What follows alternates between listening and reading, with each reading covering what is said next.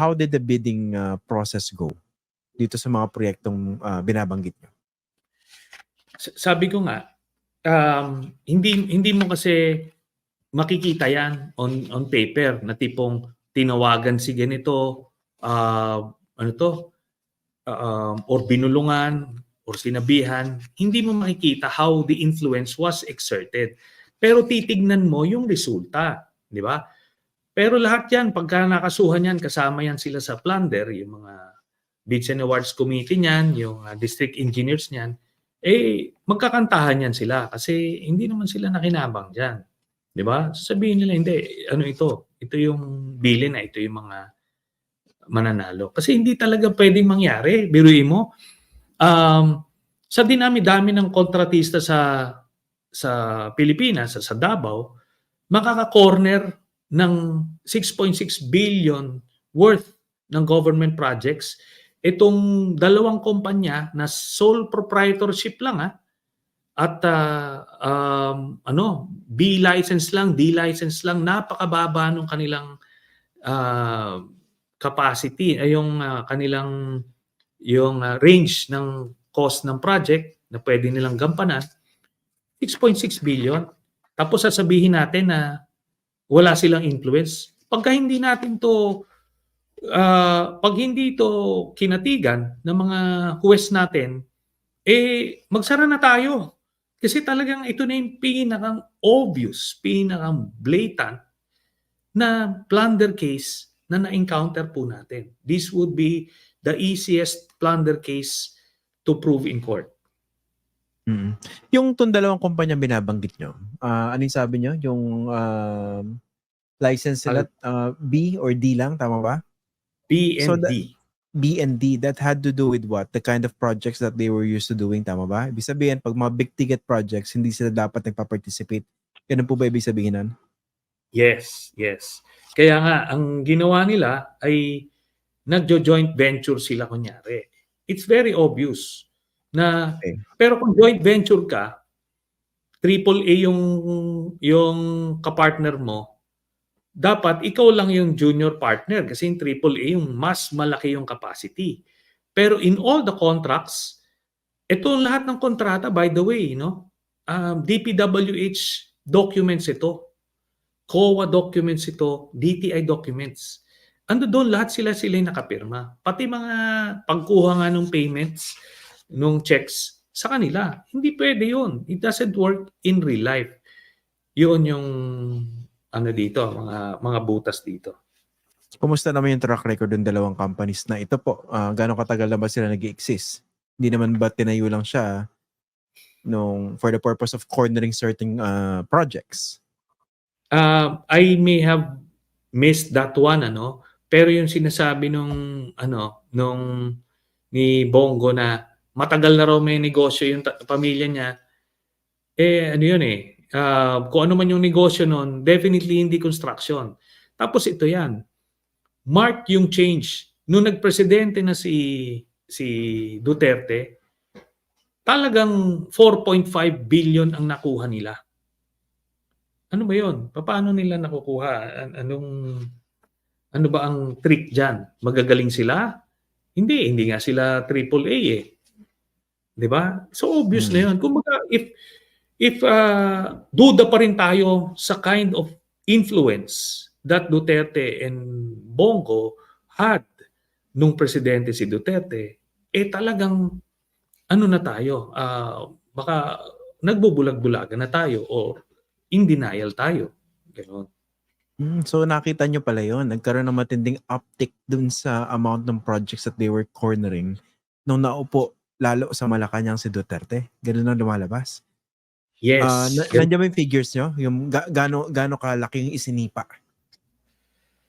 Andi rito. Ang nakalagay dito, nung 2017, ito yung first na GAA ni Duterte, nag-increase siya ng allocation niya sa Davao. Tapos, itong CLTG Builders, nakasecure ng 27 projects worth 3.2 billion. Okay? Tapos itong Alfrego Builders naman, nung 2018 naman, nakakuha siya ng 23 projects, 1.3 billion naman ang nakuha. Just 1 year. So talaga nag-spike. At kumbaga, it's obvious kasi ito na nga, presidente na. No? Yung mga sasabi di bang congressman dyan kung kung lumabas sa GAA yan, na nagkaroon ng karagdagan, di ba? Isa rin sa mga iniisip kasi dati, di ba, yung paraan ng korupsyon ay yung pag magkasabot yung, kunwari, nasa kongreso, yung local officials, yung mga district engineers, di ba? Tsaka meron silang favored contractors. Nakita rin ba yan? Lumalabas din ba yan sa investigasyon ninyo? Lumalabas yon, pero ito yung difference kasi nun. Kung may mga contractor man na common, kumbaga suki na hinananalo, pero hindi directly related dun sa mga approving authorities. Di ba? Kaya meron pa silang deniability na wala naman akong kinalaman dyan. Ngayon, May kung pagtatago. kakasuhan mo, kumbaga may layering. Tapos yan yung kailangan mong i-prove, yung tinatanong mo kanina, kailangan mong i-prove na bumalik sa kanya yung pera from that dummy or kung sino man yung contractor na hindi related. Kaya mahirap i-prove yun. Pero ito kasi madali eh. Pamilya eh. So pag binayaran ng gobyerno yung pamilya, diretso na punta sa pamilya yung pera. Yun yung sagot dun sa tanong nila. Na ano lang tayo, na siguro yung karamihan ng mga taga-media, they got so used to having a dummy or a third party na nagpa-facilitate nung corruption. Kaya naghahanap ng proof na paano bumalik dun sa mga principals. Ito hindi. Sila pamilya sila sila nagbigay, binigay niya sa tatay niya, kapatid niya, binayaran ng gobyerno, di natural na punta na kagad sa kanila. There is no more proof needed na nakinabang yung pamilya nila kasi iningkas na nila yung cheque. So kung ganun, para mas brazen itong ganitong proseso dahil hindi na sila nagtago sa kahit ano, sila na.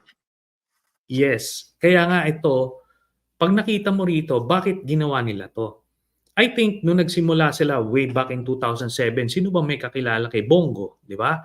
So when Duterte, every time Duterte awards yung mga projects na to sa CLTG, sa Alfredo Builders, kay Desiderio Go, Alfredo Go, walang magre-raise ng eyebrows kasi hindi naman sila magkaanak di ba? Pero nung nagpresidente na, nakita natin na magkadugtong ang bituka ni Bongo at saka ni Duterte. So in that case, na tipong pagsususpetsahan mo na every time na award yung CLTG tsaka yung Alfredo Builders. Kaya doon sila ngayon na-expose because of their kung hindi sumulpot itong si Bongo ever, kunyari doon lang sa behind the scenes, hindi ito ganito ka-brazen. Kaso kaya pala niyang gawing siga di ba? Gawin niyang senador. Di huli kayo ngayon. Bakit nga pala, Senator, ngayon nyo na i-file ito, yung kaso na ito? Yung let's talk about the timing. Why not sooner or why not later? Okay, kasi ganito nung tail end ito nung aking termino sa Senado, lumabas itong Rappler na article, nag-file ako ng resolution, nag-request ako ng mga documents from COA and other agencies. Tapos 'di ba nagkaroon ng situation sa Senate noon na naipit ako, kinancel yung aking amnesty.